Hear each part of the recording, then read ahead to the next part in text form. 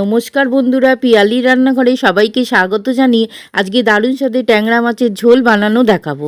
তোমরা প্রথম থেকে শেষ অবধি দেখো, খুব ভালো লাগবে। তো চলো শুরু করি। প্রথমে মাছগুলো কেটে ধুয়ে নুন হলুদ মাখিয়ে নিয়েছি। এবার কড়াইতে 2 চামচ তেল দিয়ে আগে লম্বা করে কাটা আলুগুলো ভেজে তুলে নেব। তারপরে মাছগুলো লাল করে ভেজে তুলে নেব। এবার ওই তেলেই সরু করে কাটা একটা পেঁয়াজটা হালকা করে ভেজে তারপরে লম্বা করে কাটা বেগুন আর 2টো কাঁচা লঙ্কা দিয়ে ভাজবো। ভাজা হলে ভেজে রাখা আলুগুলো দিয়ে একসঙ্গে নেড়ে পরিমাণ মতো লবণ, 1 চামচ হলুদ, 2 চামচ ধনে, 2 চামচ জিরে আর হাফের একটু বেশি গ্রেট করা আদা আর সামান্য জল দিয়ে কষাবো।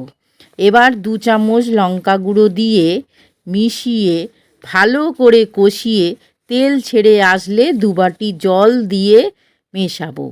তারপরে জল ফুটে উঠলে ভেজে রাখা মাছগুলো দিয়ে নাড়াচাড়া করে উপর থেকে বেশ অনেকটা ধনেপাতা কুচি ছড়িয়ে ঢাকা দিয়ে 7 মিনিট পর বন্ধুরা দেখো তেল ভেসে উঠেছে।